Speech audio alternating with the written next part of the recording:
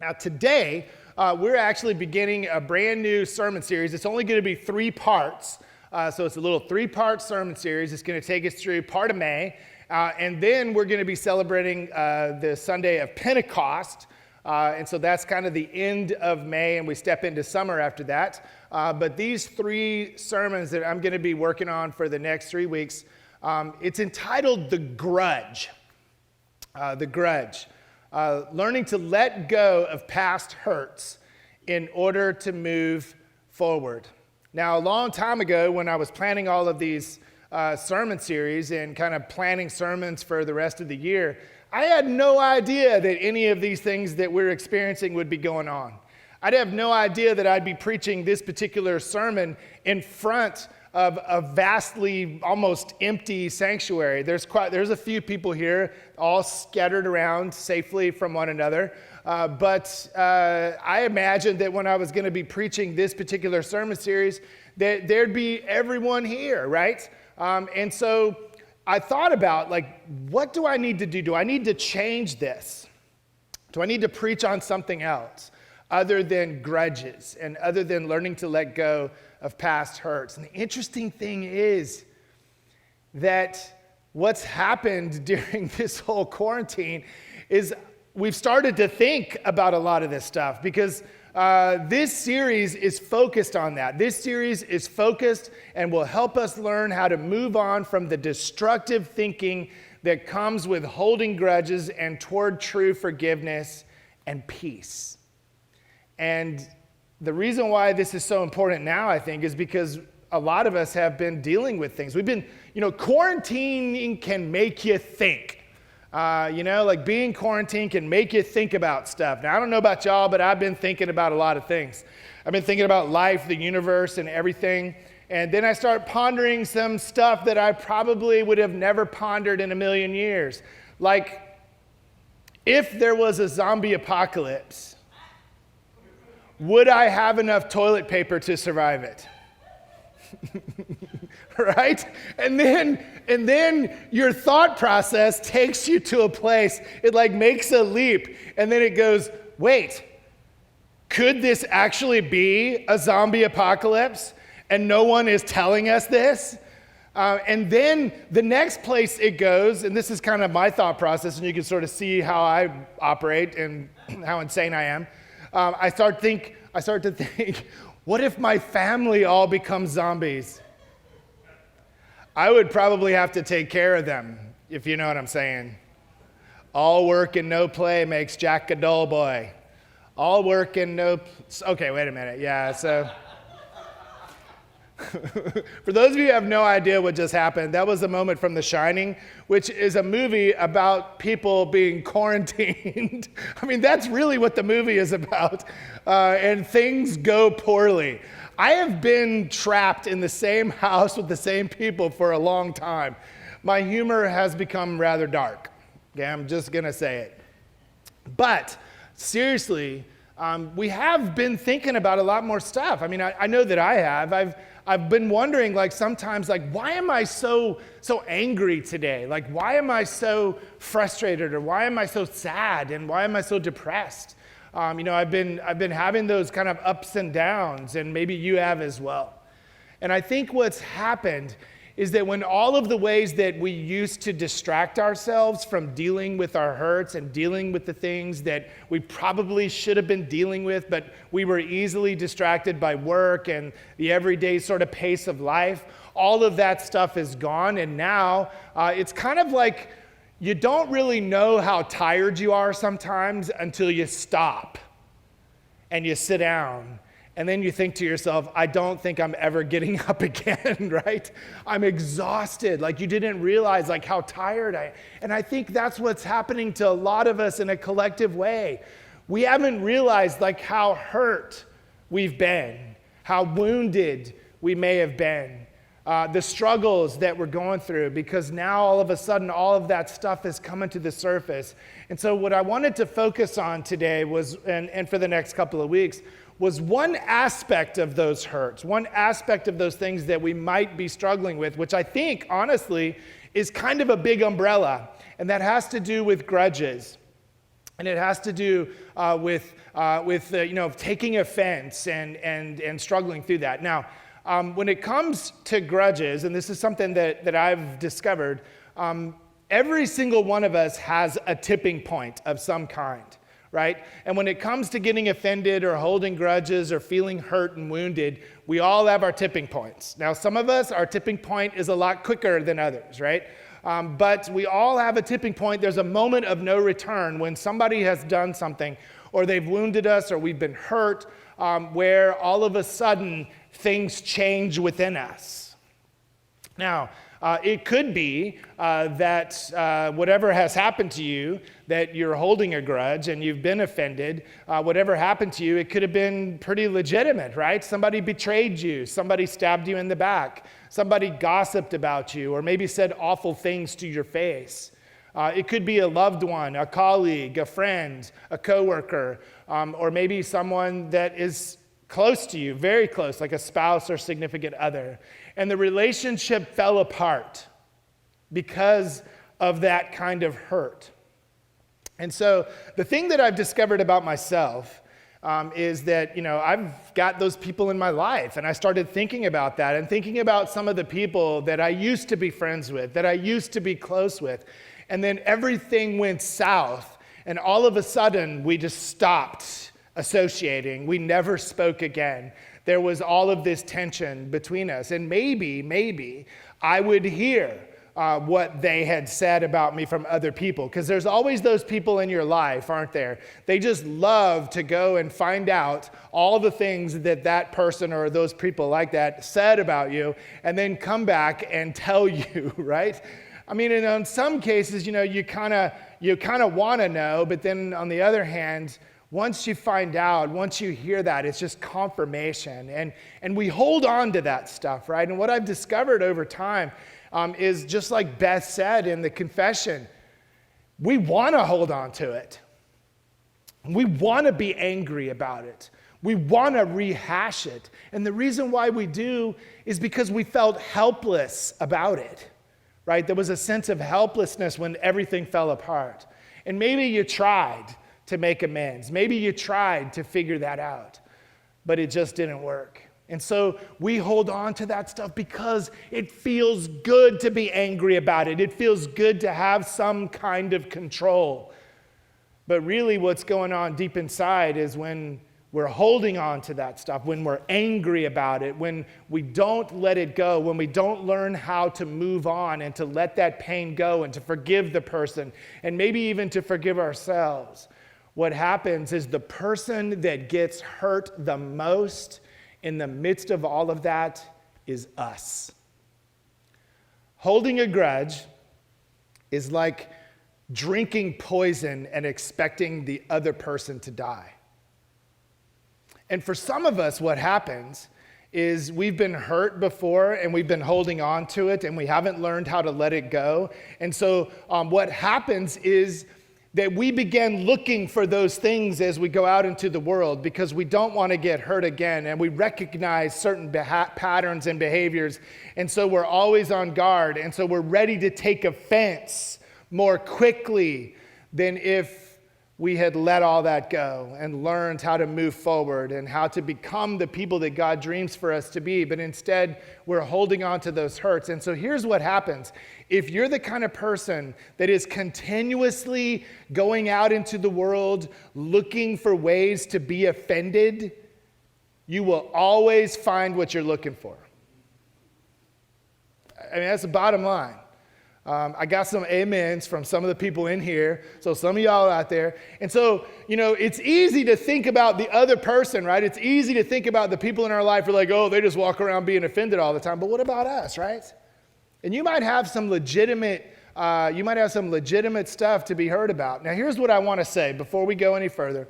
I want to say this, that what I'm talking about here is I'm talking about the kind of hurt that happens when you have a relationship, a friendship, and that friendship or relationship is severed because of things that were said, things that might have been done that wounded you or hurt you. What I'm not talking about today, and I want to make sure that that's clear, what I'm not talking about is if you have experienced severe abuse, whether it's psychological, emotional, physical, or sexual.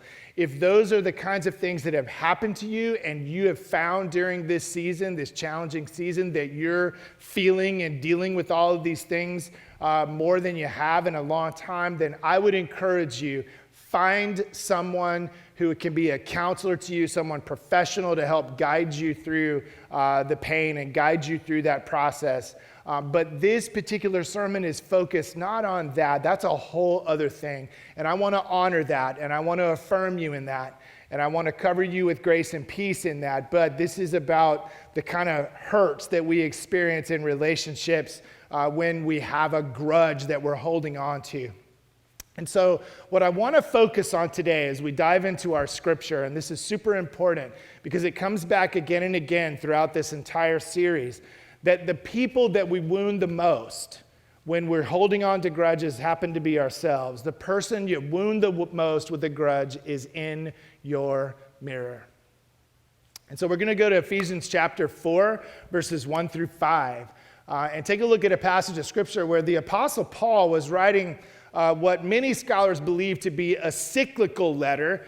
So it was a letter that would go to a lot of different churches and then would be personalized perhaps for particular places. And this one, the one that we have, and this cyclical letter is to the church at Ephesus, which is in modern day Turkey. And it was an incredible city, a Greek city, very cosmopolitan. They had a beautiful temple that was kind of the center of that particular city, and a library, an incredible library. It was a really amazing city. In fact, that's where John, allegedly, the tradition holds, John, the beloved disciple who was given charge of Mary, the mother of Jesus, that's where tradition states that John took Mary, and they had a house, or she had a house that was just outside of Ephesus. And so Paul plants a church in Ephesus, just like he plants churches all over the known world at that time. And one of the things that Paul was super concerned with, just about in every letter that he wrote, was unity. Having unity. He wanted these communities to embrace unity. But he also knew that unity was not uniformity, right? That there needed to be diversity. There was going to be diversity that existed within these communities, but that unity, when there's not uniformity, it's going to require forbearance, which means that people are going to have to give up some stuff. They're going to have to let go of some grudges. They're going to have to let go of some of their prejudices and the things that they thought. So when you think about the culture within which Paul is planting these churches, there's a great amount of diversity within the church itself, right? So you're going to have people who have preconceived notions, maybe even grudges against the kinds of people that they're now breaking bread with and drinking from the cup and worshiping together and calling sister or brother. So you would have Romans or pagans, and then you would have Jews. Well, in the pagan world, Jews were sometimes persecuted, or they were looked down upon because they were considered lazy, because they took a day off. And they wouldn't go to some of the celebrations that were happening within the community because they would be serving food there that they were not allowed to eat. And so there was a lot of kind of unmerited and really not well-discovered sort of preconceived notions about them, right? And so people didn't dig deep enough, and they just assumed things about some of these folks. And so there was conflict between those groups. There were people who had been former slaves, or maybe even current slaves, and then there were people who had slaves that were part of the same community. And so you can imagine the tension and the conflict that existed between these classes. And then there were issues over gender and issues over race. I am so glad that we have moved on from all of that, right? I'm so glad that the church is free from all of those divisions and all of that stuff. So, I mean, isn't it fascinating, though, that the same kinds of things that we struggle with in our current culture and the things that we're going through, that stuff was all happening then, too. So Paul is addressing it. He wants these people to find unity, to let go of their past hurts, to let go of the ways that they've been wounded, to not hold grudges, and to be able to have unity and to have peace. And so this is what the Apostle Paul writes to the church at Ephesus. Here's what he says. As a prisoner for the Lord, then, I urge you to live a life worthy of the calling you have received. Be completely humble and gentle. Be patient, bearing with one another in love. Make every effort to keep the unity of the Spirit through the bond of peace. There is one body and one Spirit, just as you were called to one hope when you were called, one Lord, one faith, one baptism. So one of the things that I love about this passage is at the very beginning, the Apostle Paul makes an appeal to something that is bigger and greater than any of the conflicts, than any of the issues that these people might be having with one another. He says to them to live a life worthy of the calling you received. Worthy of the calling that you received. So you've been called, he said. You were meant for better than that. You were meant for more than disunity. You were meant for more than to carry grudges. You were meant for more than the pain of your past. You were meant for more than that. You were meant for greater things. You were meant to follow Jesus. You were meant to be a follower of the way of Christ, to embody Jesus to a world who desperately needs that word of hope. And the Apostle Paul, everywhere that he talked about these issues, and trust me, the Apostle Paul talked about these issues everywhere. There's probably not a single epistle that the Apostle Paul wrote that wasn't dealing with some kind of conflict. And so that's what he's trying to do desperately, is to appeal to this higher calling, to follow Jesus. Well, what does it look like when you follow Jesus? Well, the Apostle Paul outlines it. He said, this is what you need to do. You need to be humble. You need to be gentle. You need to be patient. You need to be loving. If you do that, if you follow Jesus, if you're stumbling after Jesus and you're doing the very best that you possibly can to be humble, to act with gentleness, to practice patience, and to love in the way that Jesus loved, then how is it even possible for you to hold on to these things? How could you possibly hold a grudge? How could you not have unity, even in the midst of diversity? You see, Jesus served it as an example to all of us, right? Jesus, who hung on a cross and looked out over the crowd and did not see his followers because they had all fled. His disciples had fled. Peter had betrayed him. Judas had betrayed him before that. The only people that were gathered there were, in one account, it's one disciple and his mother and some of the women that followed with him.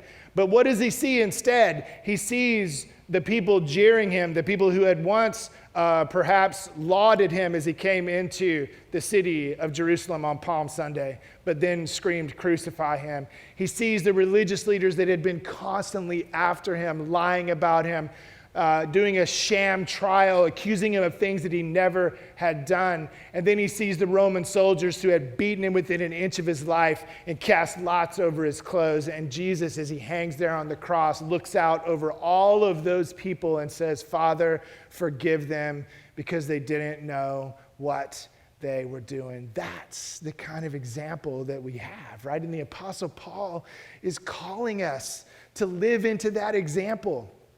If you put the next slide up really quickly, what Paul says is he wants us to make every effort. Now, this is really awesome because Paul knows that we are sometimes dealing with very real people, right?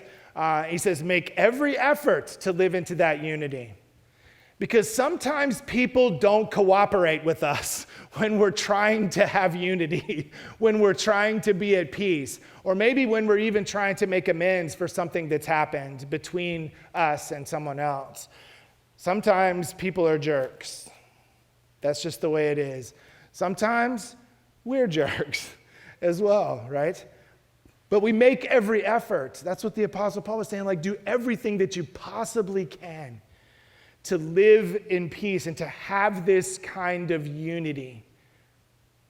And when we do, and if you could put the next slide up, what we'll discover is that there is one body, one spirit, one hope.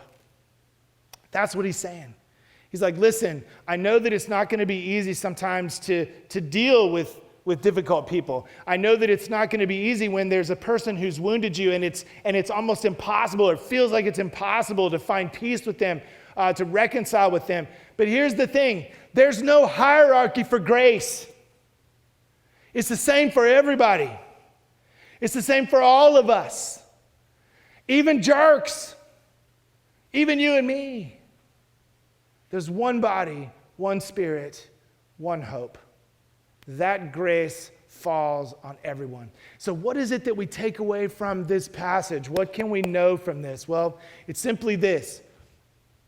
There should be, there was one mother. There it is. Life is too short. Awesome. Life is too short, and your purpose is too amazing to live in a constant state of offense and holding grudges.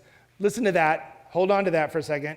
Life is too short, and your purpose is too amazing for you to live that way. You owe it to yourself as a child of God, as somebody who is called to that higher purpose, to be better, to live differently. And so now this goes back to our question, how? How do we do this? How do we begin the process of letting go of our hurts? Well, we're going to be talking about this over the next couple of weeks, but the first thing that I want us to do, and I want us to focus on, is this, that we fill and close the gap with love.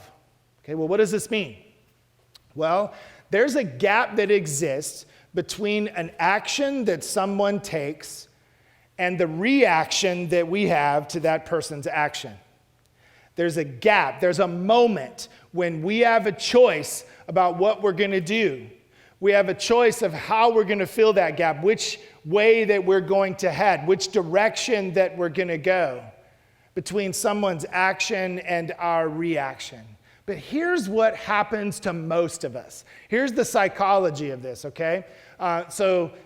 This is called the fundamental attributes process, right? So fundamental attribution error, it is a bias where we attribute our own behavior to our circumstances while we attribute someone else's actions to their character. Now, what does that mean?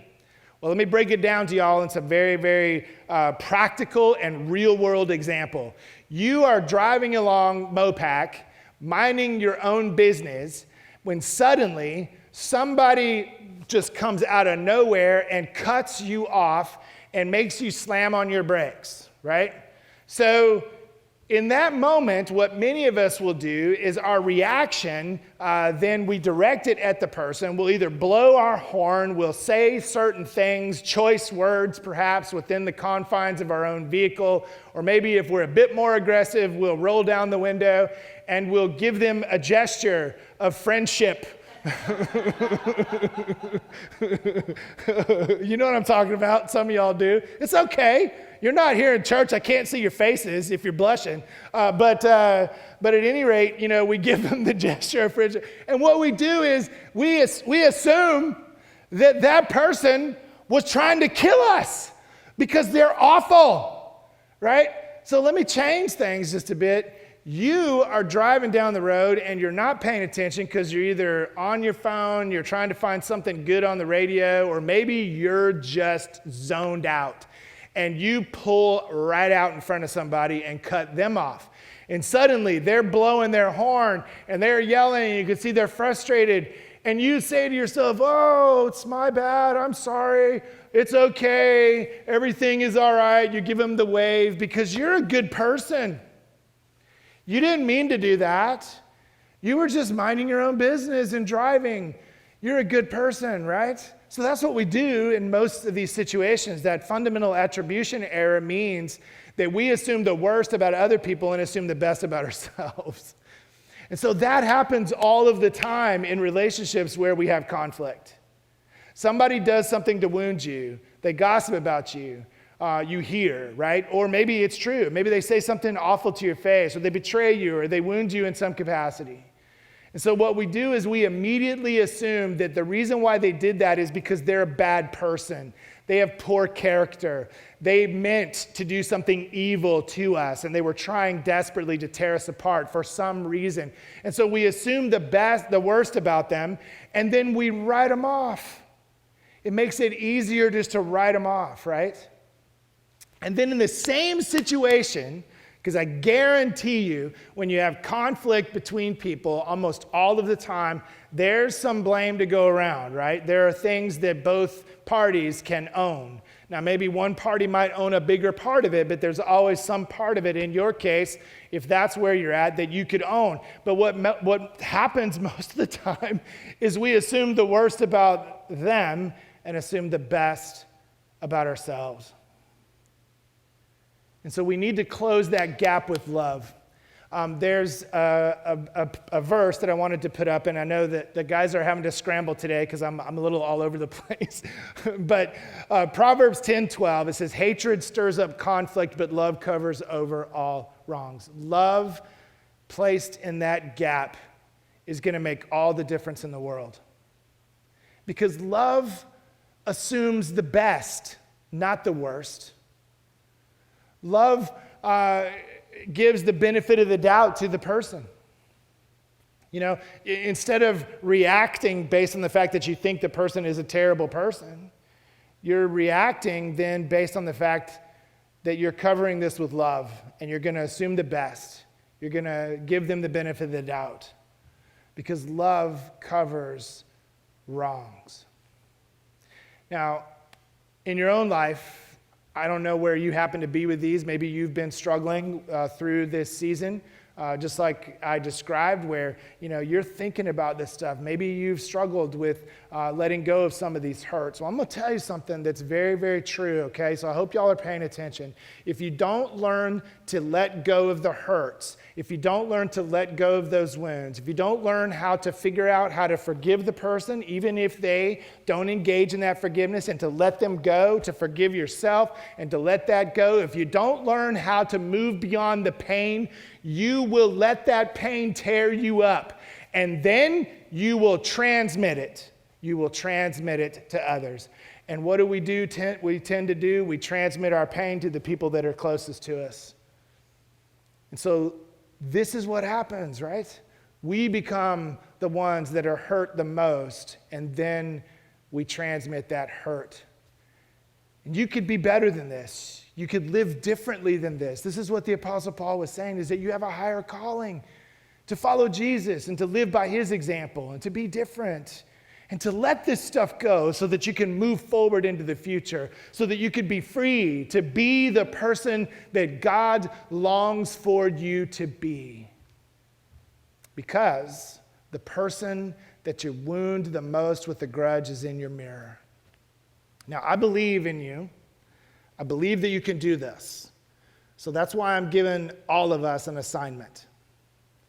There's somebody in your life right now that you are thinking about, because this sermon caused you to think about them.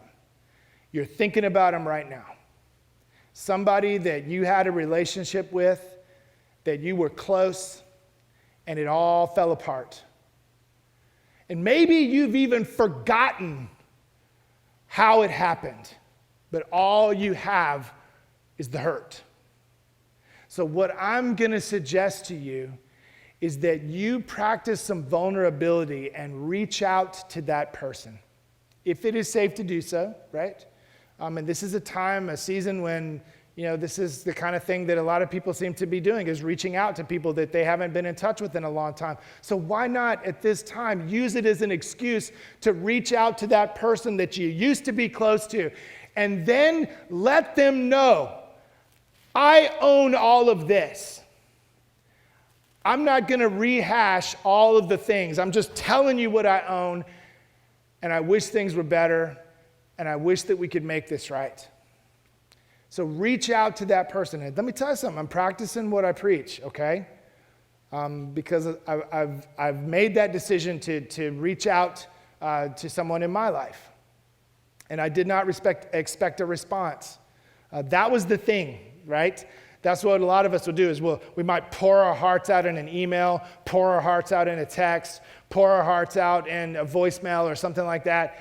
And then we sit and wait and expect the person just to come back immediately and say, oh, all is forgiven, everything is well. That's not the point. The point is that you let that go and you surrender the outcome. And if the person responds, great. Maybe you can begin a dialogue. Maybe you can begin to speak again. But that's not the point. The point is to let it go. Because if you don't, it's going to eat at you. And then you're going to transmit it. And I know you can do this. You've got time. So make it happen. And the person is in your head right now. I know. Because the person was in my head when I was preparing for all of this. And it had been in my head and been in my heart for a very long time. And that's the thing. That's the important part of this. So I want you to embrace this as a task, if you feel up to it, to take this challenge. And feel free to contact me and let me know. If you need some guidance or if you want to talk to somebody about this, just message me and let me know. I'd love to have that conversation. So let's pray, if we would. God of grace, we are grateful for the opportunity to gather here. Although it's virtual, we are still community. We are still the church. The church may have left the building, but we are still the church, and we are gathered here in your name. And we believe that whenever two or more are gathered in the name of your Son, Jesus, that he is here. And so we claim the presence of Christ in all of the places where we are gathered today. And God, if there are any among us who have been holding on to hurt, struggling with grudges, and God, it's been eating at us, I pray that you would give us the courage to let that go, to do whatever it takes in order to find either reconciliation or to forgive and forget, to forgive and let go, to forgive ourselves, whatever needs to happen, that we would do so. And God, in all these things we pray in the name of your Son, Jesus. Amen.